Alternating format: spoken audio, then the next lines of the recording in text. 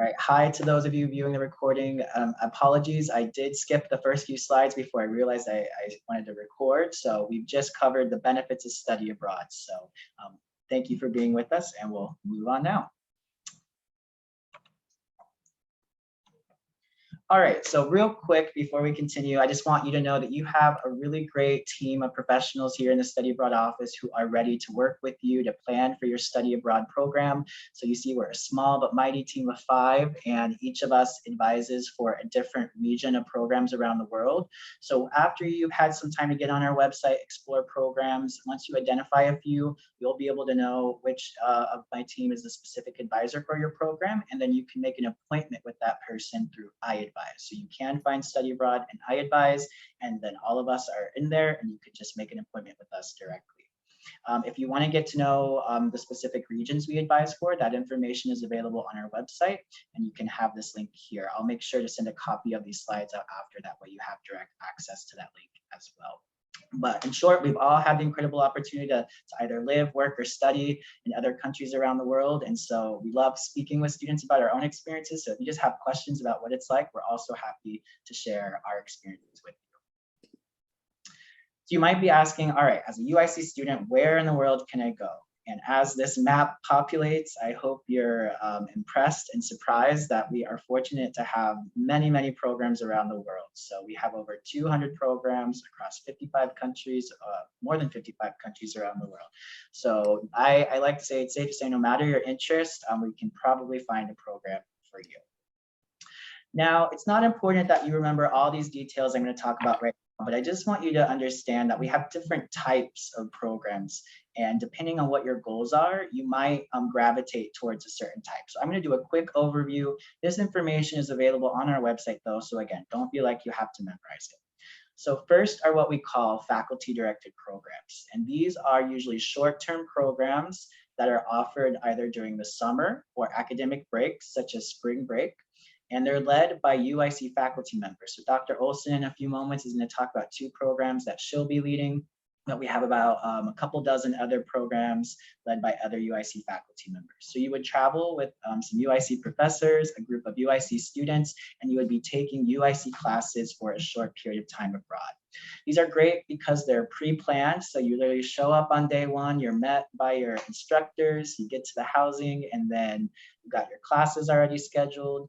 Usually you're doing fun social cultural outings that go with your classes. So those are all pre-planned. So I think they're a great fit for every student, honestly, but definitely for students maybe who haven't done a lot of international travel on their own, because you'll have the full support of a UIC network. The second type in the middle there are what we call our partnership programs. And this is where UIC partners with third-party organizations or study abroad companies, you could call them, who own their own study centers around the world and who invite US college students to come study there. They're offered during the summer and semesters. And they have, depending on the partner, a couple different models. So the most popular model is you would be going to study at that partner's study center, and they have a full team of staff there to support you. They hire their own faculty to teach the courses.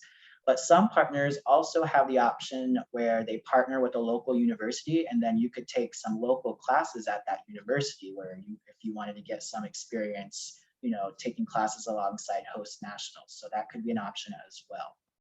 On partnership programs, there is a process called the course equivalency process that we help you with. And all that means is that you're going to look at the courses offered by our partner, pick the ones you're interested in taking. Then there's a form we help you complete where you get your advisor here at UIC to look at those courses and sign off on them and tell you what they're going to equal back here at UIC. So again, you don't need to stress about that. That's something we work with you on, we coach you on, but I just want you to be aware that's how the credits work. And then lastly is what we call our exchange programs. And these are what I like to say maybe are the more traditional form of study abroad you might think of. And this is where UIC has agreements with universities around the world. And you could go study for a semester and be an international student at that university for a semester. So you would be taking your classes entirely with the local students. This means that if the country speaks a language other than English, then you probably are going to need to be proficient in the language to be able to take those classes. Although sometimes other universities do offer coursework in English too, so that may be an option. These tend to be offered primarily during the semester or academic year. On an exchange program, you pay your normal UIC tuition. So it's very easy, I think, for students to understand how much an exchange program costs. Whatever you pay for classes here is what you're going to pay for classes abroad. And then because you can take courses from the full course catalog at university partners, they tend to have really robust course offerings that work for students from many disciplines. So I hope that's helpful, just giving you an idea kind of of the framework of the types of programs we have. Moving on, there's this chart I like to show that kind of is another way to visualize the differences between programs. So for instance, you see there on the right for exchange programs, they don't tend to be short-term and offered during the summer. Remember, those are semester usually. Also on exchanges, internships don't tend to be available. For our faculty directed programs, you tend to not be taking classes at a local university. For every program type except for exchange, if you have the tuition waiver, unfortunately they don't apply. So if you're trying to use your tuition waiver to study abroad, you would want to look at exchange programs. So again, hopefully this just makes some of the differences between the types a bit more apparent to you. All right, because it's study abroad, I wanted to talk a few minutes about this notion of what academics are like abroad. The first point is very important for you to understand is that you are not earning transfer credit when you study abroad on one of our programs. All of these programs, you will be earning UIC credit that counts towards your GPA and your graduation requirements. And that's important for two reasons. One, I know a lot of times students are concerned that studying abroad might delay their graduation. And this doesn't have to be the case if you're working with us to choose a program that's good for you, because you're going to earn UIC credits that count towards your degree progression. The other thing is sometimes I think students go abroad and spend a little bit too much time traveling around and engaging in the fun parts and forget that actually I need to pay attention to my classes. I need to keep doing good work because the grades will be factored into your GPA. I know that's not going to be the case for any of you here today, but just do know that everything that you do abroad does reflect back on your work here at UIC. I already talked about the course approval process. Again, we will help you with that after you select your program. This next point, though, I did want to talk about a little bit is differences in academic abroad. So if you go in a faculty-directed program, that's going to be nice because there's going to be a UIC professor who you're taking classes with. And so the style of instruction, although it's going to be much more experiential in nature, will be more to what you're used to. But if you do a partnership or an exchange program, you probably will have some professors who are from the host culture where you're going to. And as we said at the beginning of the presentation, many other cultures teach in very different ways. You know, I've worked with some students from some Asian countries who describe how the style of learning there is much more, maybe I can use the word kind of regurgitation, meaning the lecturer gets in front of the class and gives a traditional lecture and students are furiously, scribbling down notes and are expected to retain that verbatim and put it, verbatim on a test. Whereas other countries such as England, I've heard students American students aren't used to the fact that they don't have many major assignments throughout the course. It's usually just show up to class, you listen to the lectures, and you'll have a final exam at the end. And so you've got one shot to prove, what you know. And I know for a lot of us, that might be a bit stressful because we're more used to having some smaller quizzes to help with our grades. So these are some things that students have remarked about the differences in academics abroad. It's not a reason to be concerned. Again, we can help prepare you for these differences. We do pre-departure orientations, but it's one of the things to be thinking about as you want to decide where you want to go. Be looking into the style of teaching. Think about those types of programs to make sure you're picking one where you feel you can be successful. And then lastly, I mentioned this word experiential, and all that means is that the style of learning you can expect to be engaging in study abroad is going to be, you're going to be out and about doing field experiences, maybe going to museums and having guided lectures in the special collections department that's not accessible to other visitors. You might be getting very high up officials coming into your classes from like the Ministry of Education, for instance. So you're gonna be doing a lot more than just reading textbooks or looking at slides. And to me, that's a big reason why I love study abroad, is it really brings that physicality to what you're learning. All right, so I've already mentioned this, but we are more than just study. So if you are interested in adding an internship, research, or service learning component to your program, we do have those options. For internship programs, we work with partners who will actually speak with you to learn about your career goals and interests. And then what they do is they go out and tap their networks in countries abroad and find you a tailored internship placement. So you don't have to find the internship. That's what they go and do for you. Many partners offer English-speaking internships, even in countries such as Japan, China, Italy. So if you don't know a foreign language, you don't have to worry about that. Although if you do speak another language, that's even better. You'll have more opportunities available to you. And if your department allows, you can earn academic credit for an internship abroad program. Next, in the middle there, you see we have opportunities to engage in research abroad, and especially if you're an undergraduate student, this looks amazing. If you're thinking about graduate school or certain types of jobs, to be involved in an international research project as an undergrad is really awesome. And so you could get experience working in the local labs of international research teams. You can explore an area of interest for you as an independent study project, or if you're in the honors college, this can even help count towards your capstone requirements. And then lastly, a lot of students I know are interested in this notion of giving back and doing good for the world, and we want to support that. So many of our programs offer the ability to do service learning projects where you would actually engage with your host community and give back. I think that's such an important piece when we travel or study abroad, is to thank our hosts and leave the place somewhat better than maybe how it was when we arrived.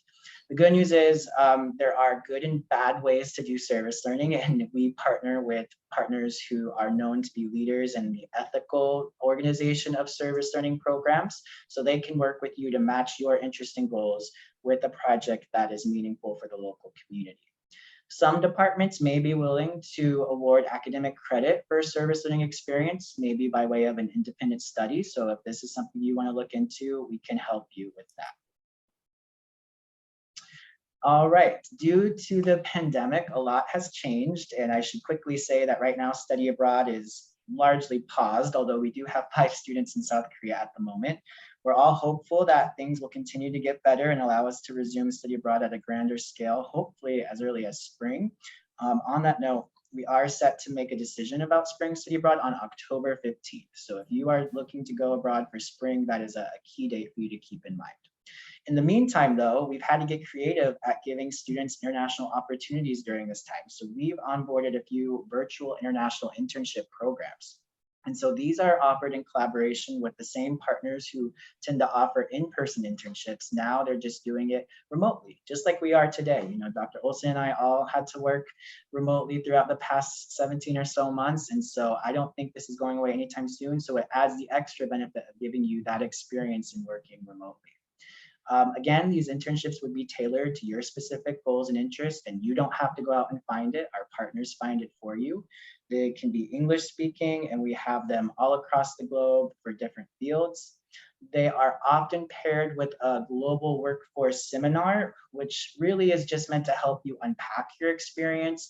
You might encounter cultural differences in your workplace, and so that's a safe place for you to talk with the instructor about, hey, I feel like I'm not getting my message across, and they might say, well, this is why. In this culture, this is what that means. So it's just a great thing for you to kind of rely on to help make the most of your internship. And then many of the programs also include a whole suite of professional development opportunities, such as webinars, meetings with career and life coaches, and then reports at the end of your internship that let you know what skills you are doing great in and which ones you might want to focus on. So really great program. If you'd like to speak with someone about this, I actually advise for the virtual opportunities, so you can set up a time to meet with me. All right, shifting gears a bit, I just want to talk about some logistical items. So how do you apply for a program? Well, the very first step is to attend one of our first step info sessions, and we offer those online. You can watch at your leisure, or if you want to come in the office and meet with someone, we also offer them on a regular basis in our office, which is in University Hall on the 5th floor. So details about the first step presentation are on our website. Next, you need to know your application deadlines. Every program has its own deadline. On the whole, for spring programs, you tend to want to apply by mid-October. For summer and fall programs, you'd be looking at mid-March. But some programs, especially internship programs, may have slightly earlier deadlines. So just make sure you pay attention to the website. Make sure you know your eligibility requirements. So generally speaking, UIC requires students to have completed 1 semester at UIC and be in good academic standing with the university to study abroad. Some programs, though, may have additional requirements. For instance, if you're looking at an engineering program, they may have course prerequisites you have to do. Some programs may have a certain GPA requirement. Others may have a language proficiency requirement. All of this will be spelled out on your program's webpage. So that's where you can find that. So after you have reviewed all that, then you select your program, and we have a program search feature that you can use, and you can search by region, by topic, by term, so many different ways to find your program. And then once you found it, you just have to apply, and we are rolling out a brand new application system this week called our Flames Abroad portal. So this is a screenshot of our homepage. You see here where it says Explore Programs. That will bring you to what's on the right, our program search, and you can play around with that. And then you would click Apply Now once you found a program you're interested in. Once you've created a login, anytime you want to come back and log in, you will just come to the program search, and in the top right, that's where you can log in. Okay. Now, I'd be remiss if I didn't talk about cost for a bit. I know this is usually the #1 concern for students studying abroad, so let's unpack this a little bit. The first thing I want you to look at is that chart on the left, and this was one of the very first things I put together when I arrived, because I think there's a lot of times students have this myth that studying abroad costs more than it does to study at UIC. So I ran the data. I pulled all of our program fees, and I pulled the cost of attendance for both an in-state student, which is this bar you see here, and an out-of-state student. So this is the average cost of attendance, which means your tuition, your housing, your books, your supplies, personal spending money, the total cost for a semester at UIC. And then what the globe bars show you are the average costs of a semester study abroad program. And I put them in 3 buckets. So average low study abroad, you see we actually have some programs that are less than $10,000, which is well below what an in-state UIC student would be paying for a semester. So isn't that crazy? You could actually go abroad for cheaper than you pay to live here in Chicago. Then this middle one is our average mid. You see we have some programs that are a little bit more than what an in-state would pay, but still less than what an out-of-state student would pay. And certainly we have some programs that are more than that, but as you see here, our average high cost isn't that much more than what an out-of-state student would pay. So I think that's a really important thing to get in your mind, is that, whoa, studying abroad does not have to cost more than what it typically would. But beyond that, we know financial issues still exist. And so there are many resources that are available to you to help you offset the cost of study abroad. First, if you have a FAFSA on file, you can use federal financial aid to help pay for study abroad. So your grants, loans, that's all an option for you to use. I'm a big fan of scholarships because that's free money, right? And so there are many scholarships available to study abroad. My office has scholarships. Several departments on campus, like the Honors College, have their own study abroad scholarships. We do a lot of advising on nationally competitive scholarships, and we're going to talk about a very important one in a moment. And then many of our program partners have their own scholarships you can apply for as well. On that note, many of our partners give automatic discounts just because you're a UIC student and we have an agreement with them. And then lastly, we work with students to set up a community-based funding plan and talk to you about how you can tap your own networks to raise funds. Because I know the idea of asking for money makes some people nervous, but study abroad is something that most people can understand the benefit of, and students will be surprised how many people are willing to actually donate to such a worthy cause. So I hope that sets your mind a bit at ease. Don't let cost be the reason you don't come talk to us. So I mentioned there is one really important national scholarship that every UIC student should know about, and that is the Gilman International Scholarship. And they recently launched a second one called Gilman McCain. So Gilman International is for any student who receives a Pell Grant. If you don't know if you have a Pell Grant, go look at your financial aid account or talk to someone in financial aid. And if you do, you should apply for it. because it is as much as $5,000, which could cover the cost for many programs, quite frankly. Or if you're studying what's called a critical need language, you could receive up to $8,000. We are actually in the midst of a current application cycle, the deadline for which is October 5th. And this would be for anyone who's thinking of studying abroad between December 1st of this year and October 31st of next year. If you want to study abroad between May 1st of next year and April 30th, this is for a lot of summer programs for next summer, then March 1st is going to be a key deadline. And we've got some upcoming info sessions, as you see here, where you could learn more specifics about applying for this. A key component of the Gilman Scholarship is the essay that there's a couple essays they ask you to write, and that's where my office comes in. We work with you on that. And so in addition to those general info sessions, we're going to be doing some writing workshops where in real time, we'll be working with you to get some of your essays started. We also talk about how you can incorporate diversity in your essay, because Gilman really wants to award scholarships to diverse students. And it can be kind of tricky or awkward, I know, to write about your identities and diverse aspects. So we'll work with you on that in this workshop. So again, please feel free to join us for those dates.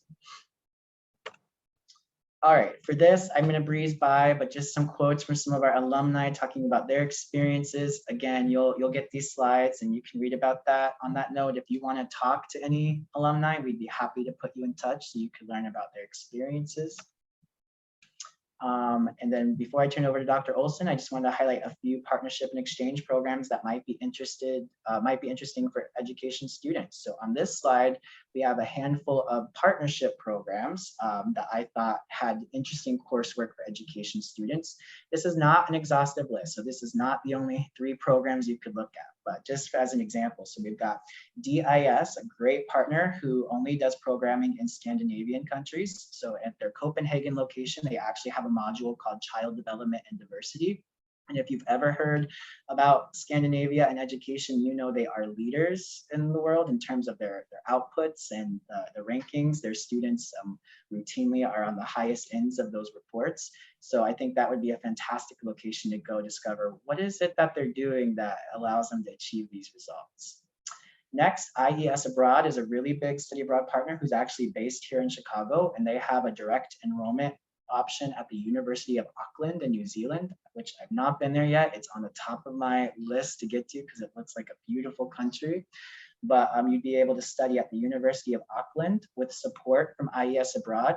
And they have education related classes. I just noted a few here, but they had many. So child and adolescent development, this interesting course titled Education in Society, Ideals and Realities, and then Educating for Diversity, but many more. And then lastly, CEA is a really strong partner of ours in the internship space. So they have some programs in Spain where you could study and intern. And I pulled some example job duties for some past education internships that they hosted in Spain. So you see one intern assisted and developed classroom activities, helping prepare lessons and educational games and activities. Another helped write grants to receive funding for new educational opportunities for a school. Another researched innovative social engagement opportunities at the international level, so that way they could be integrated. So very different types of educational activities that you could get involved with.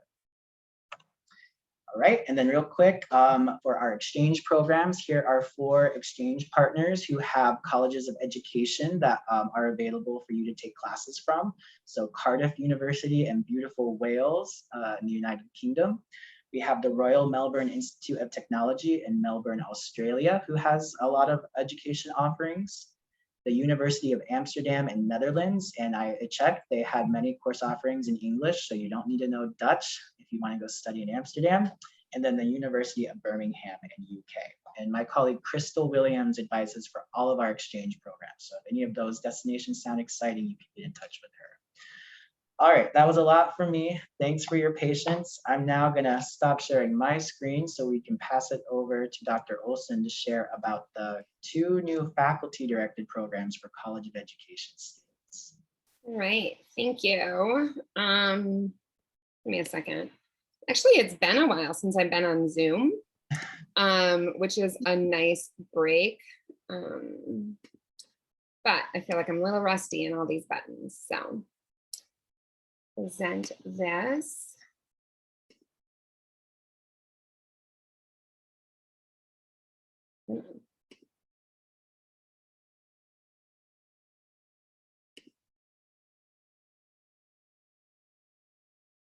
Okay. Can you see all that? Okay, awesome. All right, so I'm Jennifer Olsen. I'm in the College of Education, and I coordinate secondary education programs for the university, and do a lot of amazing work with future educators and Chicago Public Schools. I am so excited to bring the first 2 study abroad opportunities to the College of Education. I think Kyle had been working at UIC for like 1 day when we were introduced, and we have been working together for the past year to collaborate and really create 2 amazing programs. I will tell you that the syllabus for this spring course that I'm going to talk about first is still in the development. I have a giant stack of books behind me that I ordered. And so a lot of this is still being developed. So if you have any questions, please throw them at me. So the course is Education, Globalization, and the Child. Oops, going too fast. I think that Kyle covered this very eloquently because this is all he does, but I just want to say from my perspective that study abroad is, I just want every single person to study abroad. I didn't have the opportunity to do it until I was actually in a master's program. And my best friend, upon hearing that I was going to go live in Rome, immediately applied to Loyola University so she could come with me. So just, throw that out there in case anybody is thinking like, oh, who do I actually want to, study abroad with and share this experience with? But it really is, it's such an amazing addition to your college experience. I can't say enough about it. And I'm so excited to be a part of it at UIC now.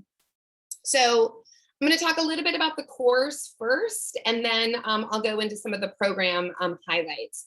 So the course is designed to be have an embedded study abroad program. So we will actually be together as a group starting in January of the spring 2022 semester all the way through May. And the trip to Brazil and that amazing program actually happens during spring break. The course itself focuses on experiences of childhood and globalization, and how all of our experiences are really influenced by the region, culture, country, and then because we're traveling abroad to Brazil, we'll have the opportunity to do a lot of nuanced comparison of childhood experiences. In addition to just thinking about those within Chicago, and the best thing about being a professor at UIC is the students, the diversity that students bring to the classroom.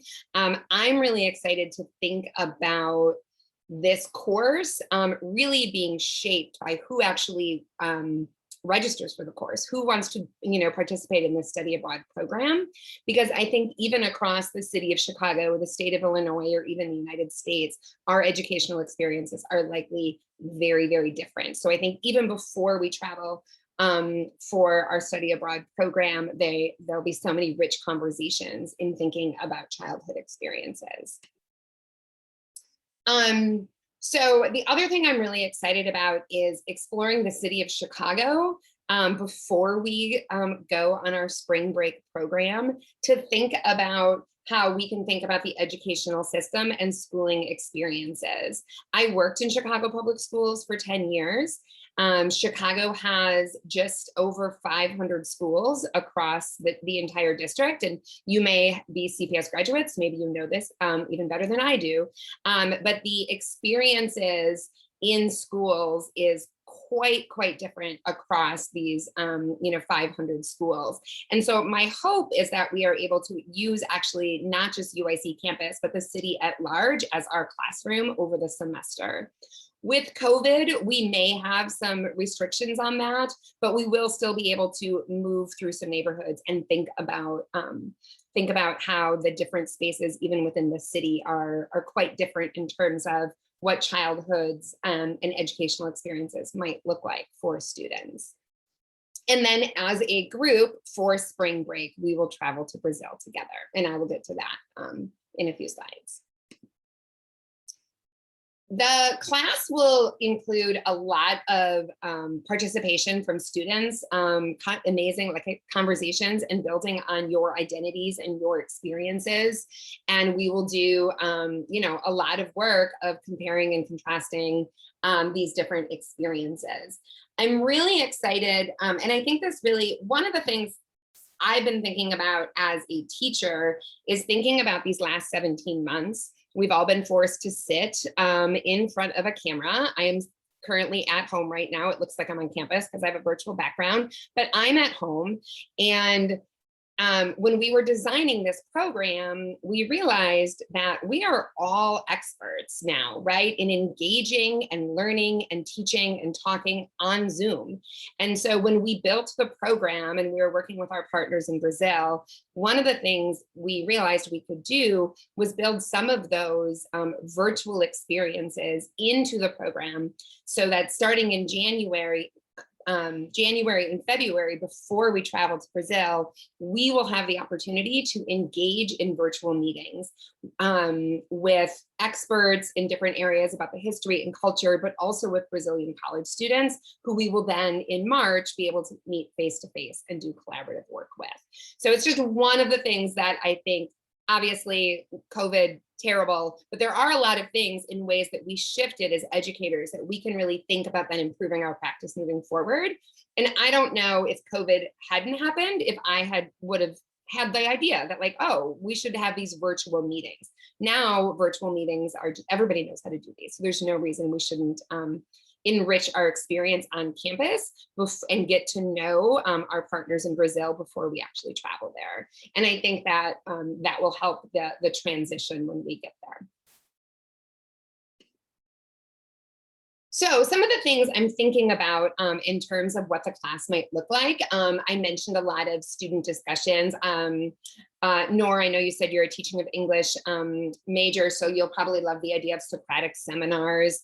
I love to view any class that I teach as the idea that like, I am not the only expert in the classroom. And so really building on students' experiences and areas of expertise and giving students a lot of voice in the classroom to lead the conversations and create a classroom that really helps meet your academic goals. I'm also really excited about the idea of a photo essay exploration for students. I mentioned that I really want to travel around Chicago in addition to our program in Brazil. And I think that there's so much we can do with photo essays. So that is something we'll definitely be integrating into the course. We will also be doing a study abroad blog when we are on our program in Brazil.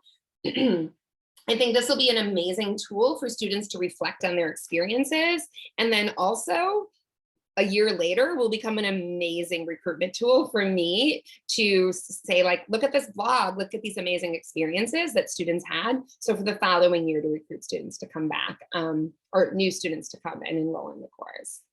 And then finally, we'll be doing a large community project. And this is also really, really exciting. Kyle mentioned service learning projects. We will start this when we are at home in Chicago and when we are collaborating with our partners in Brazil virtually. And then when we travel to Brazil, we'll be able to roll up our sleeves and engage in some community projects that really helps us give back to the neighborhood or the community that we're in and make us feel like we don't want to just be tourists when we go to Brazil. We really want to feel like we're engaged in the culture and giving back. So these are some highlights of some of the activities that we'll be doing in the class. Okay, so when we are in Brazil, the program is spring break. It is Saturday to Saturday. We'll spend 7 nights in Brazil and we split that between Sao Paulo and Rio. And I really feel like the program that we have developed in collaboration with our partners in Brazil really brings out the best of what both of these locations have to offer and really maximize the amount of time that we have in each one of these different spaces. I'm really excited about collaborating with college students in Brazil. I think that learning from them and about their educational experiences will be really enlightening to all of us. There are a lot of really amazing cultural and social experiences built in addition to free time. So we will be engaged in, these social events, these cultural events and visits to schools, but we will also have time individually if there are things on your list, like if you're going to Rio and you really want to do this, and it's not necessarily on the program list, like a soccer game, for example. The other thing we will do is visit multiple schools, and we were really thoughtful in choosing different types of schools so that you have the opportunity to see various educational spaces while we are there. And then, of course, you have to see Christ the Redeemer if you go to Rio. I think it's like the Eiffel Tower in Paris, right? Or the Statue of Liberty in New York City. You have to, I'm sure you've seen pictures of this before, you can't go there and not do that. So that is definitely a highlight of the trip we will do as a group.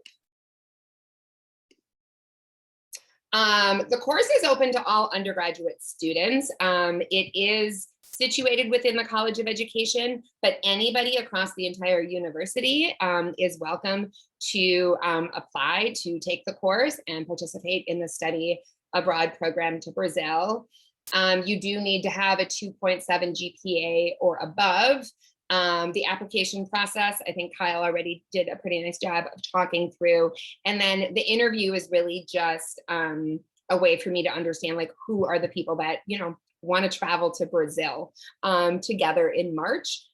So that'll be part of the application process as well. When you register for the course, it is a part of your tuition. So whatever you are registering for the spring, you would get approval to register for ED 299, and it would just be rolled into your normal tuition. And then the program fee is an additional $3,019. And Kyle already mentioned some scholarship opportunities to help offset that cost.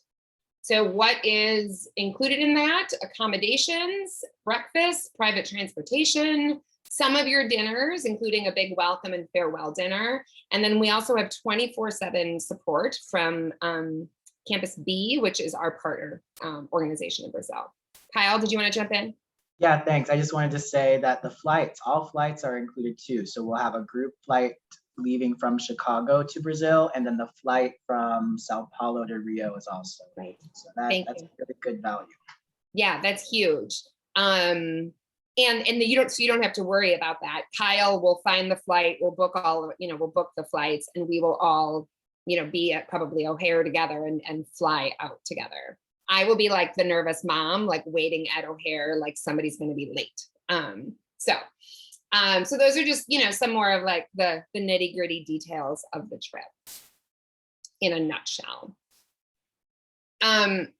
So I also want to briefly highlight this program. I think I went through that pretty quickly, but I'm hoping you guys have some questions for us.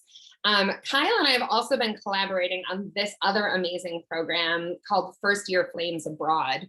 And it's a program that's designed for incoming freshman students. So the reason I'm not going to spend too much time on it today is because you two actually don't qualify for it, but maybe you have a little brother or a cousin or a friend who might be coming to UIC in the near future. And the idea is to offer this amazing study abroad opportunity to incoming students with preference for first generation college students, and also provide a course and a program really that supports the transitional needs of students and thinking about college success, and all of the things that can be really scary and difficult when you transition to college.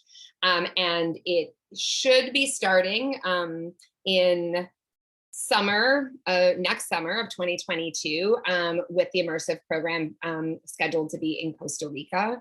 And we are still working through a lot of those details, but the program itself will include a lot of amazing cultural visits, site visits, workshops, social activities to help us, really engage in the space and place of Costa Rica that summer. And then that we come back from Costa Rica and the UIC semester starts almost immediately. So it's a really nice way to kick off the transition to UIC for the students who would be a part of this program.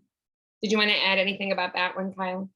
Yeah, I think I just clarified too that once you come back in the fall, the idea is that this group will continue on in the class with Dr. Olsen for the fall semester. So it's a really, think about, I don't know if either of you are freshmen, but remember your freshman experience, if not, and how just, meeting new people. I mean, that in of itself, this will be a great program to get students introduced to an early cohort to continue on with. So, yes, if you know of any friends who might be coming to start at UIC in the fall, please let them know about this opportunity. We're very excited. And I'm hoping to co-teach the class with Kyle, so that makes it even more exciting. You can see how exciting and engaging we are. Right. Not on Zoom, like actually in person. Right. Fun fact. Go with us. Yeah. Fun fact. I've never been in the same room as Kyle. We've only ever Zoomed together. Right. Okay. So that is all I have in terms of a formal presentation, but and I do have, there's a link to my slides if you'd like a copy of it. But I would love to answer any questions you have. While we take questions, I'm going to throw up my last slide. Just some next steps. So while you're put your questions in the chat, or in a sec, we'll invite you to unmute yourself. And while you type your questions out, so your next steps, first apply for a passport. I don't know if you've checked, but oh my goodness, processing times for passports are crazy right now, taking as long as 3 to 4 months. So if you're looking to go abroad in the spring, you need to have applied by last week probably. So if you have a passport, pull it out and just check the expiration date to be sure. Then speak with your academic advisor. Always a great idea to touch base with them. Let them know you're thinking of studying abroad because they can tell you what semester makes the most sense. Then again, attend one of our first step presentations. Then you get on our website and start researching programs and funding resources, and then make an appointment with one of our advisors and apply for your program, and then you're off. So I'll throw up our contact details so you know where and how to get in touch with us. We have just surpassed 1,000 followers on Instagram, so we're excited about that. We have a lot of great photos from alumni, so feel free to follow us on there by snapping that QR code. And I will stop. I can stay on a few minutes past the hour, so if you have to run though, no worries, but I'm happy to stay on and see if you guys have any questions.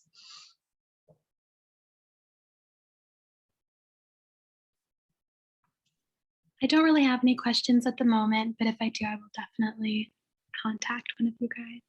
All right. Well, thanks so much for being with us, Noor. Yeah, thank you for joining us. All right, no problem, Andres. I hope that was informative for you. And yeah, feel free to, our email address is on there, so sao@uic.edu if any questions come up. Otherwise, have a great rest of the week. And Dr. Olsen, thanks so much for being a part of our session today. Yeah, and so if you need me, if you have questions specific to the Brazil program, feel free to shoot me an email, and we can meet, or I can, just answer your questions via email. And please tell your friends. I know some might not have been able to attend today, but when they send out the slides, we could use your help in spreading the word, especially about the 2 new programs. Yeah.